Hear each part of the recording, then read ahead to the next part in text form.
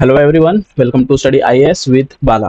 मित्रांनो, 2 दिवसापूर्वी मी एक व्हिडिओ तुमच्यासोबत शेअर केला होता. त्यामध्ये मी असं म्हटलं होतं की भारत आणि पाकिस्तान यांच्यामध्ये जो इश्यू चालू आहे त्याच्याशी रिलेटेड कुठलाही न्यूजपेपर तुम्ही उचलून बघा, हिंदू असेल, इंडियन एक्सप्रेस असेल, मीडिया चॅनल्स असतील किंवा अजून कुठलाही न्यूज वेबसाईट्स असतील, आपल्याला एक गोष्ट ध्यानात आली असेल ती म्हणजे बऱ्याच प्रकारचे आर्टिकल्स असतील किंवा न्यूज कॉलम्स असतील, एडिटोरियल्स असतील, ह्या गेल्या काही दिवसांमध्ये ह्या दोन देशांच्या मध्ये जो कॉन्फ्लिक्ट चालू आहे त्याच्याशी रिलेटेड बरीच सारे आर्टिकल्स, एडिटोरियल्स, कॉलम्स आपल्याला बघायला मिळालेले आहेत. आणि मी त्यावेळी म्हटलं होतं की यातून एक प्रॉब्लेम असा झालाय की जे ॲस्पिरंट्स यूपीएससीची तयारी करतात, इव्हन 2025 ही जी आता 25 मेला जी परीक्षा होणार आहे त्याच्याशी रिलेटेड प्रिपरेशन असू द्या, किंवा जी 25शी मेन्स होणार आहे ऑगस्ट सप्टेंबरमध्ये, आणि त्यानंतर 2026 प्रिलिम्स मेन्सची जे विद्यार्थी तयारी करतात त्यांच्या माइंडमध्ये कन्फ्युजन क्रिएट व्हायला चालू झालेलं आहे की ह्या एवढ्या साऱ्या एडिटोरियल्स मधून आपण कुठली एडिटोरियल्स वाचायची आहेत, कुठली एडिटोरियल सोडायची आहेत, काय एक्झॅक्टली घ्यायचं आहे, कुठला डेटा त्यातनं ड्राईव्ह करायचा आहे, ड्रॉ करून घ्यायचा आहे, हे समजणं थोडंफार लिटल बिट कन्फ्युजिंग वाटायला लागलेलं आहे ॲस्पिरंट्सना. सो मी त्या व्हिडिओमध्ये असं म्हटलं होतं की येणाऱ्या काळामध्ये आपण इंडिया आणि पाकिस्तान ह्या दोन देशांच्या मध्ये जो इश्यू चालू आहे आत्ताच्या काळामध्ये त्याच्याशी रिलेटेड एक डेडिकेटेड सेशन आम्ही तुमच्यासाठी घेऊन येणार आहे. अँड ॲज प्रॉमिस्ड आपण आज हे सेशन तुमच्यासाठी घेऊन आलेलो आहोत. सो ती माझ्या हातात ही बघा 6 पानांची नोट आहे जी तुमच्यासाठी स्पेशली बनवलेली आहे. ही जी नोट आहे तुम्हाला कदाचित स्क्रीनवर पण तुम्ही बघू शकत असाल. तर ही जी नोट आहे 6 पानांची, ही नोट फक्त आणि फक्त द हिंदूचं जे एडिटोरियल आहे त्यांना लक्षात घेता किंवा द हिंदूमध्ये येणारी आर्टिकल्स आहेत त्यांना कन्सिडर करून फक्त आणि फक्त या आर्टिकल्सना कन्सिडर करून ही नोट बनवलेली नाही, तर वेगवेगळ्या न्यूज चॅनल्सवरची, न्यूज वेबसाईट्सवरची, किंवा जे ORF म्हणून एक वेबसाईट आहे जी जिओ पॉलिटिक्सला कम्प्रेहेन्सिव्हली कव्हर करते. सो अशा ज्या पॉप्युलर वेबसाईट्स आहेत किंवा न्यूज चॅनल्स आहेत, न्यूजपेपर्स आहेत, त्यांच्यामध्ये जो डेटा वेगवेगळ्या आर्टिकल्समधून वेगवेगळ्या प्रकारे आपल्यासमोर प्रेझेंट केला जातो, ह्या सगळ्याला क्लब करून ही इन्फॉर्मेशन, ही नोट तुमच्यासमोर 6 पानांची जी नोट आहे ती मी बनवलेली आहे. अँड आय डोंट थिंक की ही नोट बघितल्यानंतर, ह्या नोटचा अभ्यास केल्यानंतर पाकिस्तान इंडिया रिलेटेड किंवा साऊथ एशियन जे जिओ पॉलिटिक्स आहे त्याच्याशी रिलेटेड जर कुठला क्वेश्चन येत असेल तर त्याला टॅकल करण्यामध्ये आपल्याला तेवढी डिफिकल्टी जी आहे ती फेस करावी लागणार आहे. कारण बऱ्याच गोष्टी यातून, आता मी असं म्हणत नाही की यातून आपण साऊथ एशियाचा पूर्ण जो रिजन आहे त्याला कव्हर करणार आहे. Only we are focusing on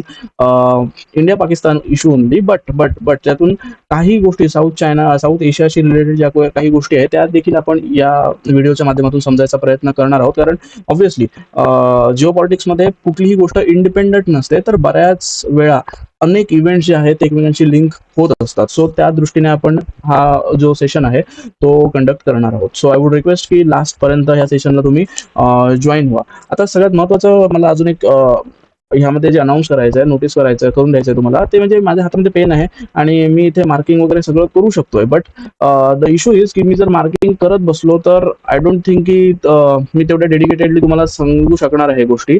तो मार्किंगवर माझा खूप कमी भर असणार आहे. आणि जे मी तुम्हाला प्रेझेंट मला करायचं आहे, ज्या गोष्टी तुम्हाला मला communication through, verbal communication through सांगायच्या आहेत त्या मी तुम्हाला सांगण्याचा प्रयत्न करणार आहे. नोट इथे अवेलेबल आहे. नोट तुम्हाला टेलिग्राम चॅनलवर या नोट्सची PDF देखील अवेलेबल होऊन जाईल. सो तिथे जाऊन तुम्ही डाउनलोड करू शकता. बट महत्त्वाची गोष्ट तुम्हाला इथे मी जे काही बोलतो त्याच्यावर खूप फोकस करणं, एक काम माइंडने फोकस करणं गरजेचं आहे. कारण बऱ्याच अशा गोष्टी आहेत ज्या आपल्याला ओपन आईजने, नेकेड आईजने बघायला मिळत नाही. When it comes to geo political issues बऱ्याच हिडन गोष्टी असतात ज्या समजून घेणं खूप गरजेचं असतं. त्यामुळे मी इथे मार्किंगवर वगैरे फोकस जास्त करणार नाही आहे. महत्त्वाच्या गोष्टी मी मार्क करून देईन, बट स्टील तुम्हाला माझ्या बोलण्याकडे लक्ष देणं खूप गरजेचं आहे. So without wasting your more precious time आपण आजच्या सेशनकडे डिरेक्टली वळूया. सो सगळ्यात पहिलं आपण टाईमलाईनवर जे आहे ते थोडं डिस्कशन करूया. टाईमलाईनवर डिस्कशन करूयाचा अर्थ हाच आहे की गेल्या काही काळामध्ये इंडिया आणि पाकिस्तान या दोन देशांमध्ये बरेच इव्हेंट्स घडलेले आहेत. तर ते इव्हेंट्स कशा पद्धतीने घडले ते एकदा आपण समजून घेऊया.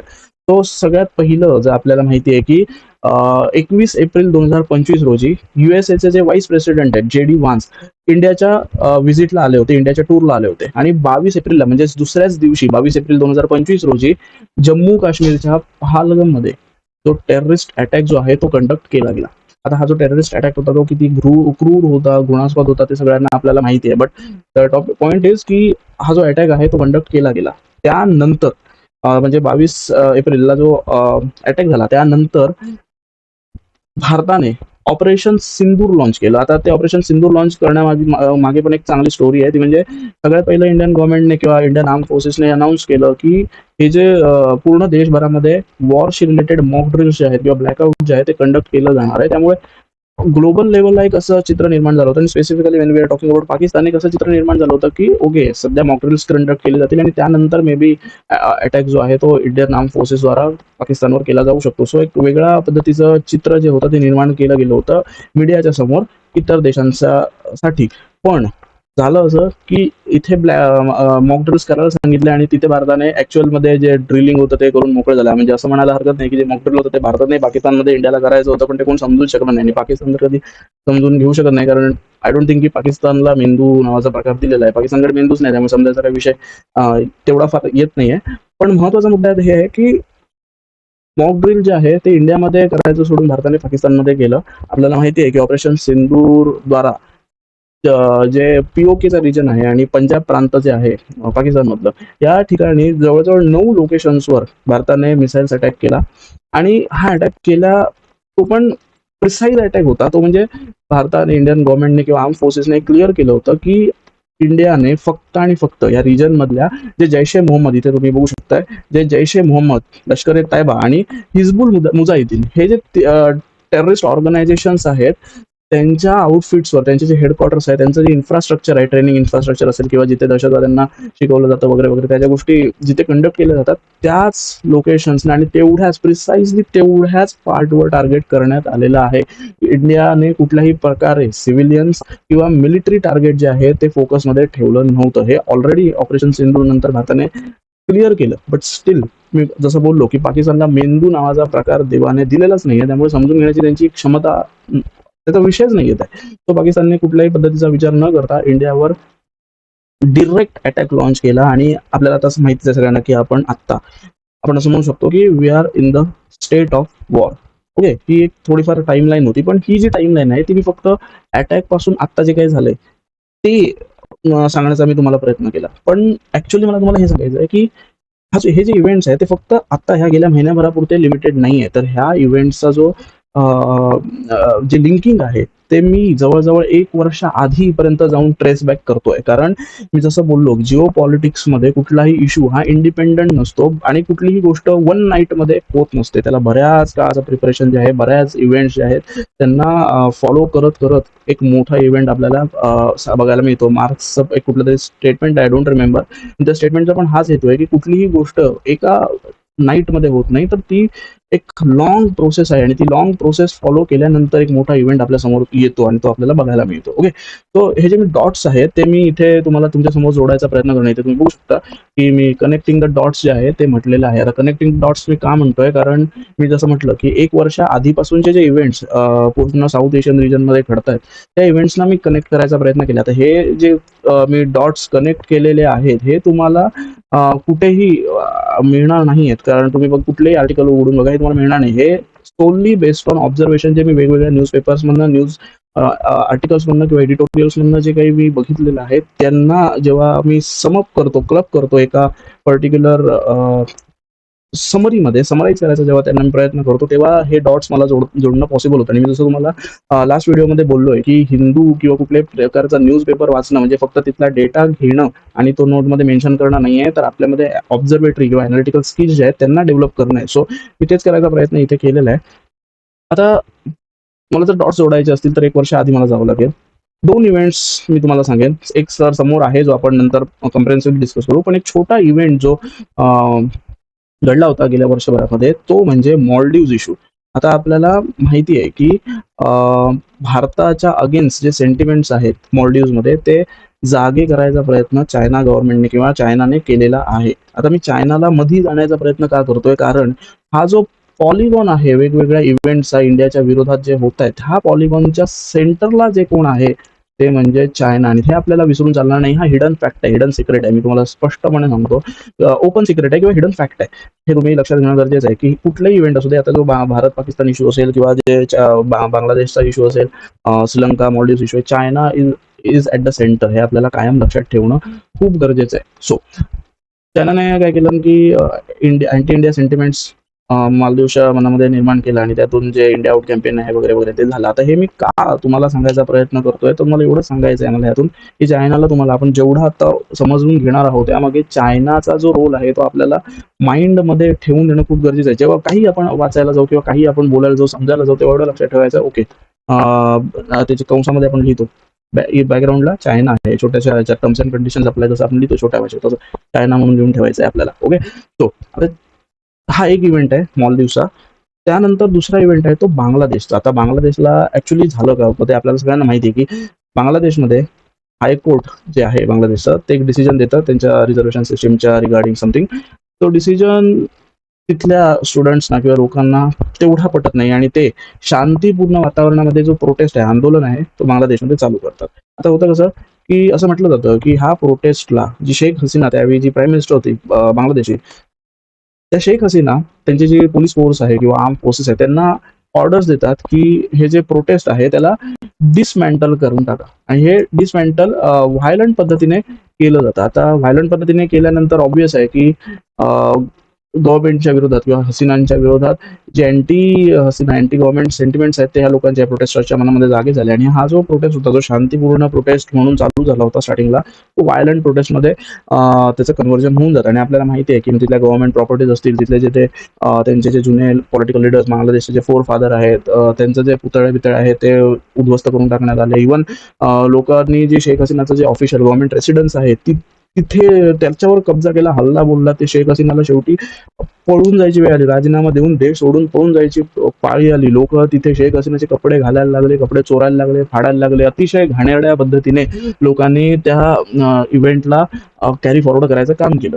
आता ठीक आहे, इथपर्यंत गोष्टी बांगलादेश पुरती लिमिटेड होत्या, पण इथे ह्याच्या पुढे जे घडलंय त्या इव्हेंट्समुळे आत्ता जे भारतामध्ये चालू आहे ते कनेक्ट करायची जी लिंक आपण मी शोधतोय, ती लिंक ह्या इव्हेंटच्या नंतर जे बांगलादेशमध्ये घडलंय त्या घटनांमुळे हे मी आत्ताच्या घटनांसोबत लिंक करायचा प्रयत्न करतोय. तर आपल्याला माहिती आहे, की शेख हसीना पळून गेल्यानंतर एक टेम्पररी गव्हर्नमेंट युनुस जे आता सध्या प्रेसिडेंट प्राईम मिनिस्टर आहे बांगलादेशचा, तर इथे युनुसच्या अंतर्गत एक टेम्पररी गव्हर्नमेंटचं फॉर्मेशन होतं आणि त्यानंतर जे कास्ट रिझर्वेशनच्या अगेन्स्ट प्रोटेस्ट चालू झाला होता, तो अचानक कम्युनल मोड घेतो आणि तिथले जे लोक आहेत ते लिटरली हिंदू आयडेंटिटी शोधून शोधून मारायला लागले. आता ते पण हे जेवढं ऐकायला इझी वाटतंय तेवढं इझी तिथे किलिंग झालं नव्हतं. तर अक्षरशः लोकांना निर्वस्त्र करून त्यांचा म्हणजे कपडे काढून धर्म बघितला गेला. असं नाही की कुठले तरी आयडेंटिटी कार्ड चेक केली गेली आणि मग ठरवलं गेलं की हा हिंदू आहे की मुस्लिम आहे. नाही, कपडे काढून बघितलं गेलं की हा हिंदू आहे की मुस्लिम आहे आणि त्यानंतर हिंदूंवर जेनोसाइड, अत्याचार, घाणेरड्या पद्धतीने अत्याचार करून, लिटरली जेनोसाइडचं नाव दिलं पाहिजे, तर ते अत्याचार करून त्यांची हत्या करण्यात आली. महिलांच्या बाबतीत पण तेच झालं. महिलांना अतिशय घाणेरड्या पद्धतीने ट्रीटमेंट देण्यात आली आणि महिलांना सुद्धा ह्याच्या पूर्ण व्हायलन्समध्ये अतिशय घाणेरड्या पद्धतीने मारण्यात आलं. आता हे मी कनेक्ट का करतोय, तर जे आत्ता पाकिस्तानमध्ये जे झालंय, पाकिस्तानने जे इंडिया बाबतीत केले पहलगाम मध्ये, हे पहलगाम मध्ये सुद्धा काहीसा सिमिलर इन्सिडेंट झालेला आहे. हिंदूंची आयडेंटिटी चेक केली गेली आणि त्यानंतर मारण्यात आलं. आता मी दोन वेगवेगळे इन्सिडेंट आहेत, भले त्यांच्यात ही जेंडर व्हायलन्स ची जरी सिमिलॅरिटी असली तरी हे दोन वेगवेगळे इन्सिडेंट आहेत. मग त्यांना मी कनेक्ट करायचा प्रयत्न का करतोय, तर सिंपल इथे समजून घ्यायचं आहे आपल्याला, की बांगलादेशमध्ये जे टेम्पररी गव्हर्नमेंटचं मी फॉर्मेशन सांगतोय ते सगळ्यात पहिलं म्हणजे चायना प्रो आहे आणि दुसरं म्हणजे पाकिस्तान फेवर्ड गव्हर्नमेंट आहे. आता पाकिस्तान फेवर्ड ठीक आहे, हे नंतर बघूया. पहिलं म्हणजे चायना प्रो गव्हर्नमेंट आहे. असं म्हटलं जातं की हे जे गव्हर्नमेंट फॉर्मेशन झालं त्याच्यामध्ये चायनाचा जो रोल आहे तो अतिशय महत्वाचा होता, कारण आपल्याला माहिती आहे की Sheikh Hasina has most of the times favoured India, जे बांगलादेश आपल्या चायनाला मान्य होतं. त्यामुळे जे रिसेंट इलेक्शनमध्ये आता शेख हसीना रिइलेक्ट होऊन आल्या आहेत, त्याच्या आधी चायनाने खूप प्रयत्न केले होते किंवा शेख हसीना निवडून येऊ नये यासाठी बऱ्यापैकी प्रेशर, त्यावेळी पॉलिटिकल प्रेशर जे आहे ते क्रिएट करण्याचा प्रयत्न झाला होता. बट स्टील जे इलेक्शन मॅन्डेट लोकांनी शेख हसीना जायचं ते दिलं, ते प्राईम मिनिस्टर निवडून आल्या. पण त्या तिथे निवडून आल्यानंतर तिथे राहणं त्यांच्यासाठी खूप कठीण होतं आणि काही महिन्यातच धंदे समोर आले आणि शेख हसीनाला देश सोडून पळून जायची वेळ आली. म्हणजे ह्याचा अर्थ थोडक्यात चायना प्रो गव्हर्नमेंट आहे. आता दुसरी महत्त्वाची जे मी मुद्दा आहे तो म्हणजे आपल्याला माहिती आहे, की जे बांगलादेश आहे, बांगलादेश म्हणजे त्यावेळेचं ईस्ट पाकिस्तान आणि ईस्ट पाकिस्तान म्हणजे पाकिस्तान जे आत्ताचं पाकिस्तान आहे त्याने ईस्ट पाकिस्तानवर म्हणजेच बांगलादेशवर बरेच अत्याचार केलेले आहेत. तिथल्या बांगला लोकांवर अत्याचार केलेले आहेत आणि त्यामुळेच बांगलादेशच्या लिबरेशनची वेळ येईपर्यंत जे आहे ते म्हणजे बांगलादेशचं जे लिबरेशन आहे ते करायची वेळ निर्माण झाली होती आणि फायनली 1970-71च्या वेळेस भारताने केलेल्या असिस्टन्स मुळे बांगलादेश फायनली जाऊन लिबरेट झाला. बांगलादेशला एक इंडिपेंडंट स्टेटस मिळाला ॲज अ कंट्री. मग एवढं सगळं भारताने केलं असताना ऑब्व्हियस आहे की भारताच्या जे प्रो सेंटिमेंट्स आहेत ते बांगलादेशचे तयार होणार होते आणि ते झाले.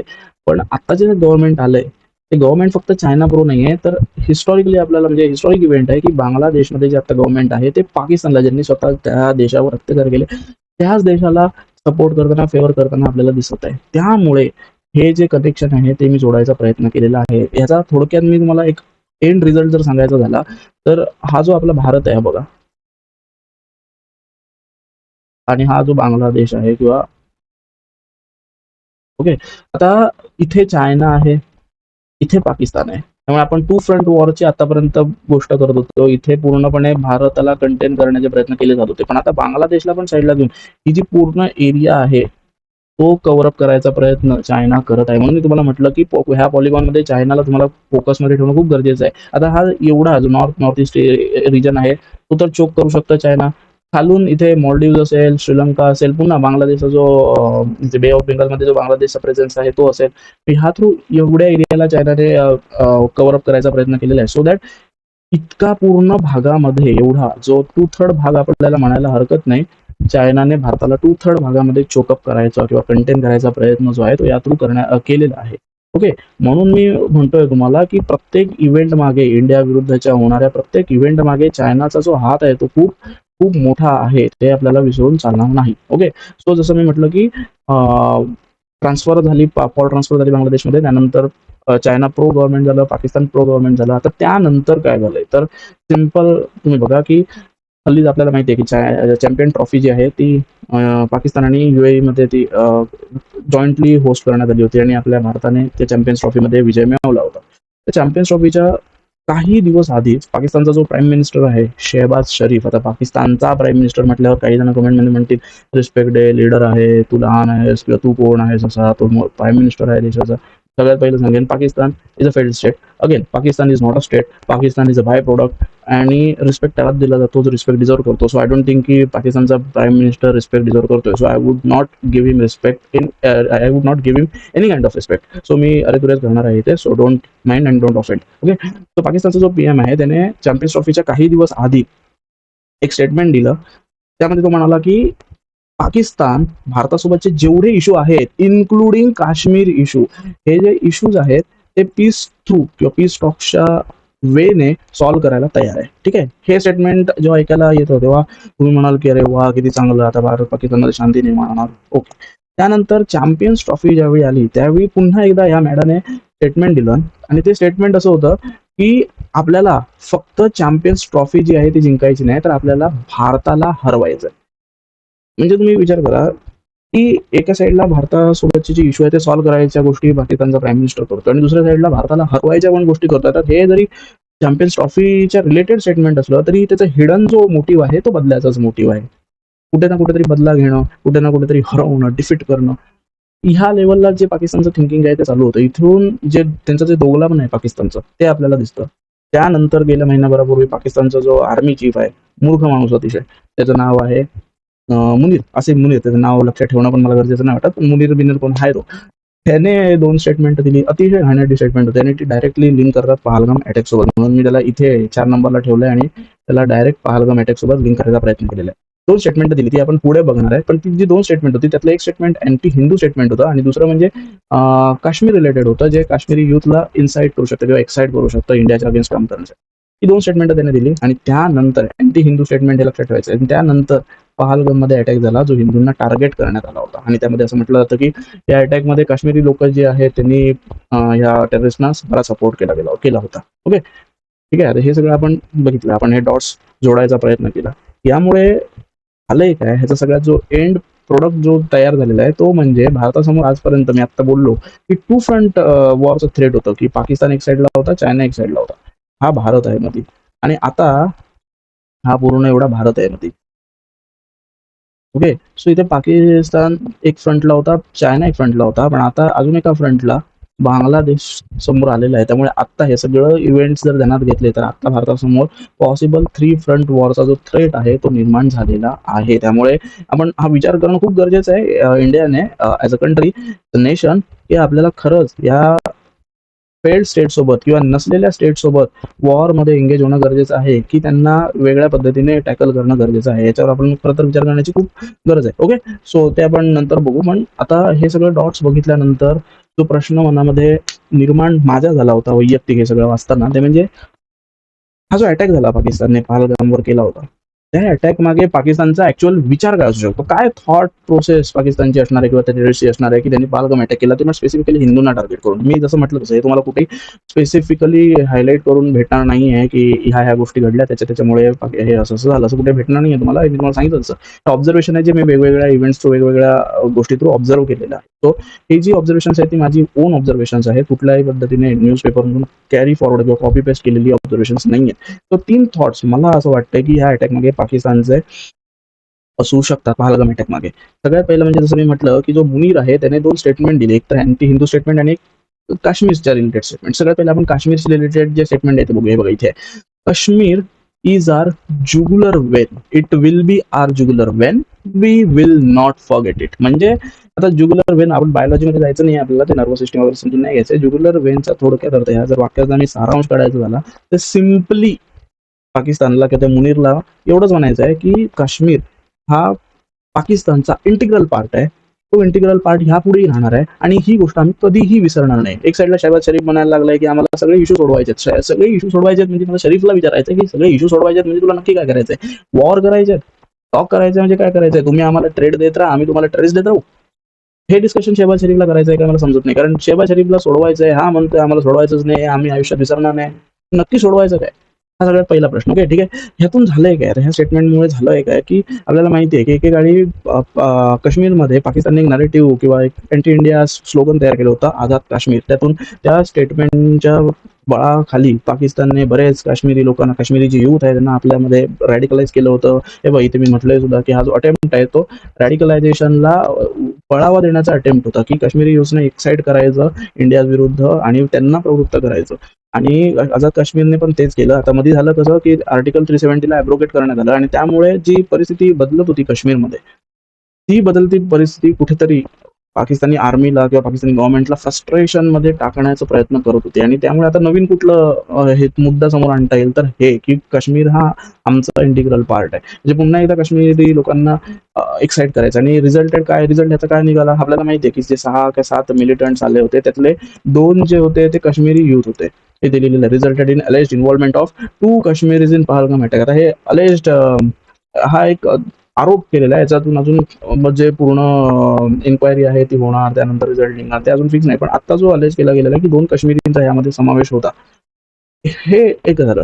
पण तरी मला इथे असं वाटतं की आर्टिकल 370 नंतर काश्मीरच्या लोकांनी, काश्मीरच्या खोऱ्याने बघितली आहे की परिस्थिती कशी बदलली आहे, चांगल्या मार्गाने पैसा कसा कमवला जाऊ शकतो. आणि काश्मीरी लोकांना माहिती आहे की तिथली जी टुरिझम आहे ते त्यांच्या पोट भरण्याचं सामान आहे, साधन आहे. तर मला इथे प्रश्न पडतो की खरंच काश्मीरी लोक असं का करतील? स्वतःच्या पोटावर पाय देऊन इंडिया विरोधात कटकारस्थान करायला पुढे कसे येतील हा प्रश्न पडतो. पण जसं म्हणतात ना, आपल्याला माहिती आहे फितुरीचा आपल्याला शाप लागलेलाच आहे. हल्लीच आपल्याला ते छावा चित्रपटातून पण सगळ्यांनी बघितलंय, पूर्ण देशाने बघितलंय की कसं छत्रपती संभाजी महाराजांच्या विरोधात फितुरी झाली आणि ते जे काही व्हायचं ते झालं होतं. त्याच पद्धतीचं असू शकतं की काही चंद नालायक माणसांमुळे पूर्ण कौम जी आहे ती बरबाद होऊन जाते. तसं इथे माझ्या मते तरी गोष्ट असू शकते की काही काश्मीरी लोकांना एक्साइट करून त्यांचा वापर करून पूर्ण काश्मीरी कौमलाच बदनाम करून टाकायचा प्रयत्न इथे पाकिस्तानचा असू शकतो. So this is one thought behind this might be a one thought behind Pahalgam attack. Second thought मी बोललो होतो की अँटी हिंदू स्टेटमेंट पण मुनीरने दिलं होतं. ते स्टेटमेंटमध्ये तो असं म्हणाला होता की मुस्लिम जे आहेत ते जे हिंदूजपेक्षा टोटली डिफरंट आहेत आणि ते पण रिलिजियसली आणि आयडिओलॉजिकली डिफरन्स जो आहे तो मुस्लिम हिंदूजच्या बाबतीत ठेवतात. ह्यातून काय होऊ शकतं, यातून काय होतं की मुस्लिम पॉप्युलेशन जे आहे त्यांच्या मनामध्ये अँटी हिंदू सेंटिमेंट्स जागा करायच्या, अशा पद्धतीने काहीतरी बोलायचं आणि अँटी हिंदू सेंटिमेंट जागा करायच्या. ओके. आणि थर्ड थिंग इज, पहलगाम जो अटॅक झाला होता तो आपल्याला माहिती आहे की हिंदू कम्युनिटीच्या लोकांना टार्गेट करून तो अटॅक करण्यात आला होता. याचा अर्थ एवढाच आहे की एका स्टेटमेंटमध्ये मुस्लिमांच्या मनामध्ये हिंदूंविषयी किंवा हिंदूंविरोधात सेंटिमेंट जागा करायचे आणि असलं काहीतरी करून हिंदूंच्या मनामध्ये मुस्लिम पॉप्युलेशनच्या विरोधामध्ये सेंटिमेंट जागा करायच्या, जेणेकरून याचा ॲज अ रिझल्ट एकच होणार आहे की इंडियामध्ये ॲज अ कंट्री, इंडियामध्ये जे स्कॅटरिंग जे आहे, कम्युनल बेसवर स्कॅटरिंग जे आहे ते होईल आणि आपल्याला काश्मीर मिळवता येईल किंवा आपल्याला जो भारतावर विजय आहे तो मिळवता येईल, असा जो पाकिस्तानचा जो विचार आहे तो पूर्णपणे बरबादीलाच लागलेला आहे. कारण पहलगाम अटॅक नंतर फ्रॅगमेंट व्हायचं सोडून किंवा कम्युनल बेसवर डिव्हिजन व्हायचं सोडून अजून युनिटी भारतामध्ये वाढली, असं मी डेफिनेटली तुम्हाला सांगू शकेन. ओके. सो मी ह्या सगळ्यातून एवढंच तुम्हाला सांगेन की हे जे झालंय, स्कॅटरिंग करायचा जो प्रयत्न झालेला आहे हा पूर्णपणे भारताने नाकाम करायचा प्रयत्न देखील केलेला आहे आणि पाकिस्तानला कुठे ना कुठेतरी यापुढे तरी कळणं गरजेचं आहे की आपण असले प्रयत्न करून काही होणार नाही. कारण हे जी काय म्हणतात ते, ब्रिटिशांची जी पॉलिसी होती, डिवाइड अँड रूल पॉलिसी, ती तुम्ही इथे करू शकत नाही, हे तुम्ही समजून घेणं गरजेचं आहे. कारण इंडिया मिलिटरीली खूप स्ट्रॉंग आहे, डेव्हलपमेंटच्या लेवलला पण बघितलं तर इंडिया खूप स्ट्रॉंग आहे आणि आपण अशा देशाला तोडायची गोष्ट करत आहोत ते जुन्या कुठल्या तरी स्ट्रॅटेजीज वापरून, तर ते होणं शक्य नाहीये. ओके. हे आपण बघितलं की थॉट्स काय होता. आता आपण मेन जे पॉइंट्स आहेत तिथे पटापटा वळायचा प्रयत्न करूया. तर सगळ्यात महत्वाचा जो प्रश्न आहे आपल्या समोर तो म्हणजे की डिटरन्स जे आहे ते भारत पाकिस्तान विरुद्ध का वापरू नाही शकत. आता डिटरन्स म्हणजे काय, आता आपण बघितलंय जे गेल्या 3-4 दिवसामध्ये बघतोय ते डिटरन्स आहे, पण आपण आतापर्यंत डिटरन्स का वापरू शकत नव्हतो हा प्रश्न आहे. पण सगळ्यात महत्वाचं म्हणजे डिटरन्स काय. डिटरन्स म्हणजे इथे तुम्ही डेफिनेशन वाचू शकतात की nation state using military strength or the threat of retaliation to dissuade another country from attacking. म्हणजे आपली जी मिलिटरी स्ट्रेंथ आहे त्याचा यूज करायचा समोरच्या कंट्रीला दाबण्यासाठी की तो आपल्यावर अटॅक करू नये म्हणून प्रिव्हेंटिव्ह ऍक्शन घ्यायची. मग हे डिटरन्स आपण आजपर्यंत काय यूज करू शकत नव्हतो. तर 3 मी तुम्हाला सरळ सरळ कारण सांगेन. सगळ्यात पहिलं कारण जे आहे ते किती आहे बघा. आपल्याला माहिती आहे, आता मी बोललो की भारत आणि पाकिस्तानमध्ये जी पॉवर डिव्हिजन आहे त्यामध्ये असिमेट्री आहे. भारत बऱ्याच लेवलला पाकिस्तानपेक्षा स्ट्रॉंग आहे मिलिटरी जर बघायचं झालं तर.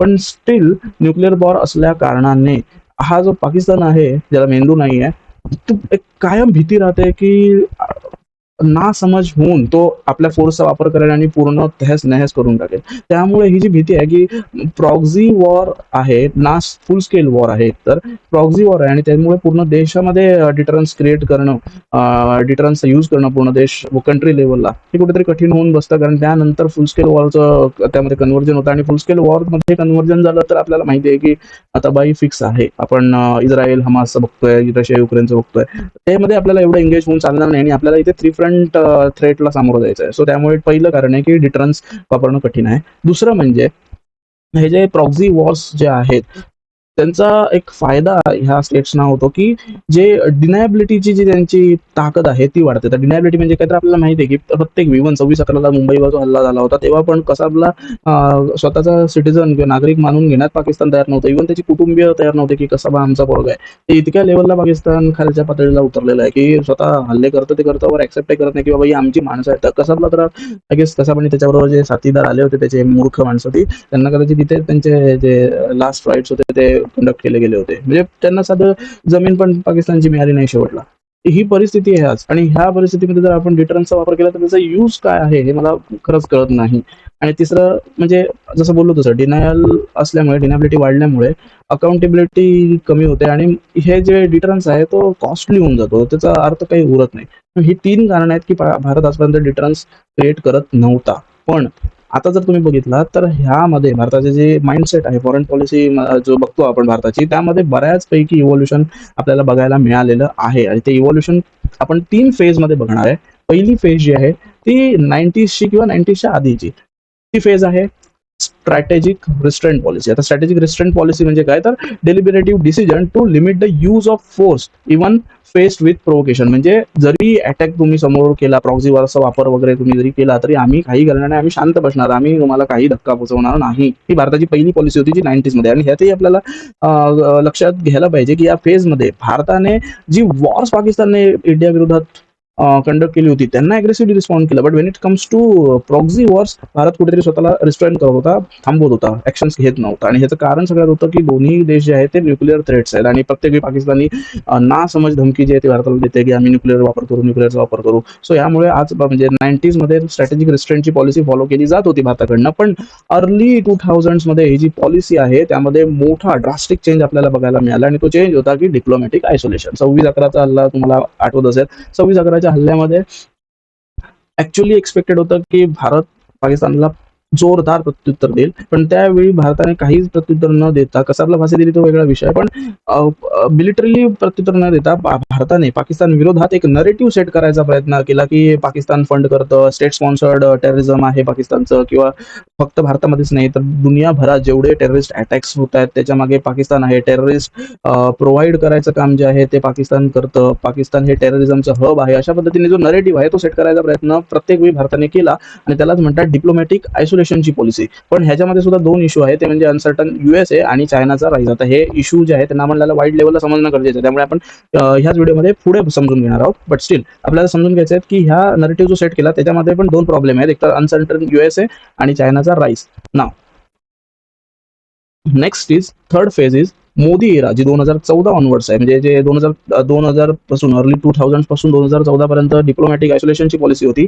पण 2014 पासून मोदी एरा जेव्हा चालू झालाय तेव्हापासून जी पॉलिसी भारताने जी अडॉप्ट केली आहे तिला म्हणतात ऑफेन्सिव्ह डिफेन्स पॉलिसी किंवा ऑफेन्सिव्ह डिफेन्स स्ट्रॅटेजी. आता ही ऑफेन्सिव्ह डिफेन्स स्ट्रॅटेजी काय आहे, तर आपण हल्ला करणार नाही कोणावर, आपण कोणी हल्ला केला तर त्याला रोखणार किंवा हल्ला होऊ नये यासाठी प्रयत्न करणार, पण जर हल्ला झाला तर मात्र त्याचं ऑफेन्सिव्हली अग्रेसिव्हली प्रत्युत्तर जे आहे ते भारत देणार. आणि आपल्याला उरीचा डायलॉग माहिती आहे, ये नया हिंदुस्तान है, उरी पिक्चरचा डायलॉग आहे तो, ये नया हिंदुस्तान है, ये घुसेगा भी ये मारेगा भी, असंच काहीतरी आहे, मला तर एक्झॅक्ट आठवत नाही, बट समथिंग लाईक परेश रावलने हा जो डायलॉग आहे तो मारलेला आहे की ये नया हिंदुस्तान है, घुसेगा भी ये मारेगा भी. तर ह्या पद्धतीची जी ऑफेन्सिव्ह डिफेन्स स्ट्रॅटेजी आहे ती मोदी एरामध्ये अडॉप्ट केलेली आहे भारताने. आणि ह्याची जर तुम्हाला उत्तम उदाहरणं बघायची असतील तर जो उरी अटॅक झाला त्या 2016ला, त्याच्यानंतर ज्या रिस्पॉन्समध्ये भारताने सर्जिकल स्ट्राईक्स कॅरी केली, त्यानंतर जे पुलवामा अटॅक झाला, CRPFचे जे जवान होते त्यांच्या त्या कन्व्हॉयवर हल्ला झाला होता आणि 40-41 जवान आपले मारले गेले होते. 2019ला पुलवामा अटॅक नंतर ऑपरेशन बंदर किंवा बालाकोट स्ट्राईक जी आहे ती कॅरी केली गेली. आणि 2025 तर आता आपल्याला सगळ्यांना माहिती आहे operation Sindoor in response to Pahalgam attack. So भारताने जी आपली डिटरन्सची पॉलिसी आहे ती अडॉप्ट फायनली केलेली आहे आणि अगदी स्मार्ट वेने भारत पाकिस्तानला टॅकल करण्यामध्ये सक्षम आपल्याला दिसत आहे. ओके, आणि जयशंकरनी आपलं स्टेटमेंट पण दिलेलं आहे एक, की not to play the game but also to change it. म्हणजे जे तुम्ही डिप्लोमॅटिक आयसोलेशनची जी पॉलिसी वापरलाय की फक्त आयसोलेट करा, त्याचं नरेटिव्ह सेट करा, काय होणार नाही, खेळ खेळून काही पॉईंटच नाही, तुम्ही चेंज करा खेळाला, आता फक्त घुसा मारा वाट लावा, तबाही तबाही इज द ओनली सोल्युशन. म्हणजे तुम्ही फक्त खेळवत बसू नका, डिरेक्ट म्हणजे एक घाव दोन तुकडे, ह्या पद्धतीची पॉलिसी जी आहे ती भारताने वापरलेली. आणि हे जे स्टेटमेंट आहे जयशंकरचं यातून ती क्लिअरली स्पष्ट होते की not to play the game but also to change it. Okay, now आता मी जे म्हटलं होतं की ह्या नरेटिव्ह सेटिंग मध्ये दोन इश्यूज आहेत, एक तर अनसर्टन USA आणि चायनाचा राईज, ते आपण समजून घेऊया. तो US अँगल जो आहे तो पण आपण आय गेस दोन फेज मध्ये आपण तो समजून घेणार आहे. पहिली फेज जी आहे ती कारगिल वॉर म्हणजे 1999 ला झालं होतं, तिथून 2019 पर्यंतची ही पहिली फेज आहे. ह्या फेज मध्ये पाकिस्तान USA ने भारताला पूर्णपणे सपोर्ट केलं होतं अगेन्स्ट टेररिझम इन काश्मीर. म्हणजे जे काश्मीरमध्ये टेररिझम पाकिस्तानद्वारा क्रिएट केलं जातंय किंवा घडवून आणलं जातंय त्याच्या विरोधात भारताला US ने 2019 पर्यंत खूप सपोर्ट केलेला आहे. पण 2019 मध्ये काय होतंय की डोनाल्ड ट्रम्प भारत आणि पाकिस्तानमध्ये काश्मीर इश्यूशी रिगार्डिंग मेडिएशन ऑफर करतात आणि असं म्हणतात की हे मेडिएशन मोदींनी रिक्वेस्ट केल्यामुळे मी मेडिएशन करायला तयार झालेलो आहे. आणि हा क्लेम जो आहे तो इंडिया रिजेक्ट करून टाकतं. त्यानंतर मग ट्रम्प थंड पडून जातात, तर ट्रम्प नंतर त्या भानगडीत पडत नाहीत. ओके, ही झाली फर्स्ट फेज. सेकंड फेज जी आहे ती 2019 ऑनवर्ड्स आहे. आता इथे काय होतंय की आपल्याला माहिती आहे की USA ने बऱ्याच आपल्या ज्या कमिटमेंट्स आहेत, स्ट्रॅटेजिक कमिटमेंट्स आहेत, त्याच्यातून सिक्युरिटी कमिटमेंट्स आहेत, त्याच्यातून रिव्हर्स घेतलेलं आहे. जर उदाहरण सांगायचं झालं तर जे अफगाणिस्तानमध्ये किंवा सिरियामध्ये USA चे ट्रूप्स होते तिथून विड्रॉल करणं. युक्रेन रशिया वॉरमध्ये आपल्याला सगळ्यांना माहिती आहे की रशिया इज द अग्रेसर स्टेट. रशियाच्या इन्सिक्युरिटी मनामध्ये जी क्रिएट झाली त्याच्यामुळे रशियाने युक्रेनवर वॉर केला. आणि आता डोनाल्ड ट्रम्प रिसेंटली स्टेटमेंट देतात की नाही, युक्रेन जबाबदार आहे, युक्रेनमुळे झेलेन्स्कीमुळे हे वॉर तयार झालं, युक्रेन इज द अग्रेसर state and Russia is the victim state. म्हणजे जे उलट स्टेटमेंट जे आहे ते द्यायचं काम डोनाल्ड ट्रम्पने रिसेंटली केलेलं आहे. त्यामुळे ही जी पॉलिसीमध्ये जे रिव्हर्सल आणलेलं आहे युएसने, तो खूप मोठा इश्यू जो आहे तो आपल्याला लक्षात घेणं गरजेचं आहे. आणि आता ठीक आहे, हे रिव्हर्सल आपण रशिया युक्रेन वॉरमध्ये, अफगाणिस्तान सिरियामध्ये बघितले असते, पण इंडियाच्या बाबतीमध्ये रिसेंटली युएसएचे जे हाऊस ऑफ रिप्रेझेंटेटिव्हचा जो स्पीकर आहे, त्यांचं नाव माईक जॉन्सन आहे, त्यांनी एक स्टेटमेंट दिलं की we will do everything we can, म्हणजे इंडियासाठी आम्ही काही करू शकतो जे आम्ही करू शकतो. पण ह्या स्टेटमेंटवर किती विश्वास ठेवायचा ते मला माहिती नाही, कारण आपल्याकडे अनुभव तर चांगले आहेत. रशिया युक्रेन वॉर म्हणा, अफगाणिस्तान म्हणा, सिरिया म्हणा, बॅकआउट करणं युएसएची लाडकी सवय आहे असं म्हणायला हरकत नाही. त्यामुळे इथे किती भर द्यायचा युएसएवर ते मला माहिती नाही. ओके, स्टील ही झाली सेकंड फेज. पण तरी पण अमेरिकेने जो सपोर्ट आहे तो भारताला दर्शवलेला आहे. आता आपण जेडी-1च्या व्हिजिटला एकदा समजून घेऊया. तर मी जसं म्हटलं की 21 एप्रिलला जो 21 एप्रिल जो आहे, 21 एप्रिलला जेडी-1 म्हणजे युएसएचे व्हाईस प्रेसिडेंट भारताच्या व्हिजिटवर येतात आणि 22 एप्रिलला म्हणजे दुसऱ्याच दिवशी पहलगाम अटॅक जो आहे तो कंडक्ट केला जातो. आता ह्यातून पाकिस्तानला नक्कीच स्ट्रॉंग मेसेज द्यायचा आहे की बघा, आम्ही ओरडून ओरडून तुम्हाला सांगतोय की अजूनही लक्षात ठेवा, हे 370 वगैरे अंधश्रद्धा आहे. काश्मीर हा स्टील अनसॉल्ड इश्यू आहे. काश्मीर हे आमचं आहे, आम्ही त्याच्यासाठी काही करू वगैरे वगैरे वगैरे. पण नेहमीसारखं पूर्ण जग पाकिस्तानकडे इग्नोर करतंय. युएसने पण पाकिस्तानला इग्नोर केलेला आहे. आता ह्या सगळ्या मागे पाकिस्तान युएसएचा जो इंडियाला सपोर्ट आहे, यामागे काय युएसएची स्ट्रॅटेजी असू शकते किंवा युएसएला काय फायदा यातून मिळतोय? तर बघा, मी तुम्हाला सांगितलं की इथे चायना आहे, इंडिया आहे. चायना आणि इंडिया बॉर्डर शेअर करतात. इथे जर इंडियाला पाकिस्तानच्या विरोधात सपोर्ट केला, तर इथे इंडिया युएसएला चायनाच्या विरोधात सपोर्ट करू शकतं आणि डिरेक्ट कन्फ्रंटिंग इथे चायनाला समोर मिळू शकतं. म्हणजे ज्या पद्धतीने चायना भारताला कंटेन करायचा प्रयत्न करतोय, त्या पद्धतीने युएसए इंडियाच्या मदतीने किंवा इंडिया युएसएच्या मदतीने इथे चायनाला कंटेन करू शकतं. आणि चायना कंटेन होणं हा युएसएला खूप मोठा फायदा आहे आणि यासाठी कदाचित युएसए भारताला सपोर्ट करू शकतो येणाऱ्या काळामध्ये. युएसए मी जे म्हणतोय की बॅकआउट करतं. जर बॅकआउट युएसए नाही करणार असेल, तर त्याचं रिझन असणार आहे चायनाला कंटेन करणं इंडियन ओशन रिजनमध्ये आणि ह्या पूर्ण एरियामध्ये, साऊथ चायना सीच्या वगैरे रिजनमध्ये. त्यानंतर आपण चायनाचा अँगल समजून घेणार आहे. आता चायनाचा अँगल जो आहे, सिंपल लक्षात ठेवा, इथे मी तुम्हाला पटापटा हे गोष्टी आता कव्हर करेन की चायनाच्या अँबॅसेडरने रिसेंटली, ज्याचं नाव आहे चायनाचा अँबॅसेडर इंडियाला जो आहे, ज्याचं नाव आहे झू फियोंग, त्याने एक ट्विट केलं होतं, ज्यामध्ये त्याने असं म्हटलं होतं की China opposes all forms of terrorism. आणि त्याच वेळी चायनाच्या फॉरेन मिनिस्टरने म्हटलं की पाकिस्तान हा चायनाचा all weather strategic cooperative partner आहे. म्हणजे इथे जो दोगला पण आहे चायनाचा, तो आपल्याला बघायचा आहे, लक्षात ठेवा. आणि पाकिस्तान आणि चायनामध्ये जी मैत्री आहे ती बदलणं शक्य नाही, कारण फॉर्मर पाकिस्तानचे प्राईम मिनिस्टर जे आहेत, ज्याचं नाव सय्यद युसूफ रजा गिलानी आहे, त्याने पण एकेकाळी म्हटलेलं आहे की Pak China relationship is higher than the Himalayas, deeper than the deepest ocean and sweeter than the honey. म्हणजे तुम्ही विचार करू शकतात की किती मैत्रीमध्ये जी घनता आहे चायना आणि पाकिस्तानच्या, ते इथे आपल्याला लक्षात येऊ शकते. आणि ह्या आधी पण चायनाने पाकिस्तानला युएनएससी मध्ये पण बॅक केलेलं आहे की जे टेररिस्ट आहेत, लष्कर ए तोयबाचे असतील, जैश ए मोहम्मदचे असतील, त्यांना जेव्हा भारताने प्रयत्न केला की युएन सँक्शन लिस्टमध्ये आणायचं या टेररिस्टना, तेव्हा तेव्हा प्रत्येक वेळी चायनाने आपल्या व्हेटो पॉवरचा वापर करून त्यांना बाहेर काढायचा प्रयत्न केलेला आहे. त्यामुळे चायना टेररिझमला कुठे ना कुठेतरी सपोर्ट करते आणि याचा चायनाला खूप मोठा फायदा सुद्धा आहे.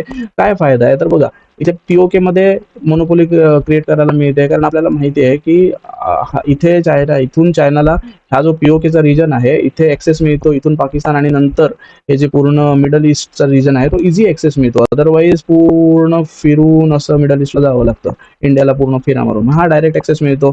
मग इथे पीओके रिजन मध्ये मोनोपोली क्रिएट करणं गरजेचं आहे. आणि CPEC, China Pakistan economic corridor through चायनाने मोनोपोली क्रिएट करायचं काम देखील केलेलं आहे. आणि आपल्याला माहिती आहे की पाकिस्तानमध्ये सुद्धा ह्या गोष्टीच्या विषयी, चायनाच्या राईज विषयी पाकिस्तानच्या पॉप्युलेशनमध्ये बऱ्याच लेवलला एक राग जो आहे तो क्रिएट झालेला आहे. त्यामुळे इथे समजू शकतो, ही पहिलं महत्वाचं कारण आहे पाकिस्तानला सपोर्ट करायचं.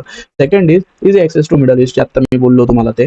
तिसरं इज इंडियाला कन्फ्रंट करायला भेटतं. इंडियाला कन्फ्रंट केलं तर, कारण लिडरशिपमध्ये इंडिया आणि चायनामध्ये खूप कॉम्पिटिशन आहे की कोण ग्लोबल साऊथचा लीडर होणार, मिडल ईस्टमध्ये कोण मोठा ठरणार. त्यामुळे इथे कन्फ्रंट इंडियाला करायला मिळालं तर कुठेतरी एक पाऊल वर चायनाचं जाऊ शकतं, एक साईड वर निर्माण होऊ शकते. आणि महत्वाचा अजून एक रिझन आहे चायनाचा पाकिस्तानला सपोर्ट करण्यामागे, ते म्हणजे बघा तुम्ही, आता साहजिक आहे की ह्या वॉरमध्ये, हे जर वॉर झालं तर इंडियाची मिलिटरी आहे ती पाकिस्तान बॉर्डरवर इन्व्हेस्ट होणार, ड्रेन होणार. त्यामुळे LACचा जो इश्यू आहे तो नेगोशिएट करायला इथे LACवर चायना ऍक्टिव्ह होऊ शकतं, अग्रेसिव्ह होऊ शकतं. मग इथे LOCला बेटर निगोशिएट करण्यासाठी, बेटर डील करण्यासाठी चायना पुढे येऊ शकतं आणि इथे इंडियाच्या विकनेसचा फायदा घेऊ शकतं. म्हणून म्हटलं हे 2 फ्रंट वॉर झालं. आता 3 फ्रंट वॉर आपल्याला ध्यानात ठेवून पुढे पुढे विचार करायला लागणार आहे. अजून बांगलादेश चर्चेत एवढं नाही आहे, पण येणाऱ्या काळात Bangladesh can be the potential threat for India. त्यामुळे आता इथे LACला बेटर डीलिंग करण्यासाठी चॅनल याचा फायदा होऊ शकतो. आणि इथे जर बांगलादेशचं म्हणतो, इथे जी सिलिगुरी कॉरिडॉर आहे, चिकन नेक जे आहे इथे भारताचं जे नॉर्थ ईस्टला भारताला कनेक्ट करतो, ते तोडायचा चायनाचा पूर्ण प्रयत्न आहे. त्यासाठी बांगलादेशला चायना वापरतोय. कशाही पद्धतीने 3 फ्रंट वॉर जे आहे, 3 फ्रंट वॉर थ्रेट जो आहे तो इंडियासमोर निर्माण झालेला आहे आणि हे सगळ्यात महत्त्वाचं आहे चायनासाठी. त्यामुळे चायना इथे नक्कीच पाकिस्तानला सपोर्ट करणार आहे. आणि फायनली ह्या व्हिडिओच्या फायनलला पोहोचताना आपण महत्त्वाचं जे बोलणार आहोत ते म्हणजे पाक टर्की नेक्सस. आता टर्की याच्यामधून कुठून आला लांब नव्हतो.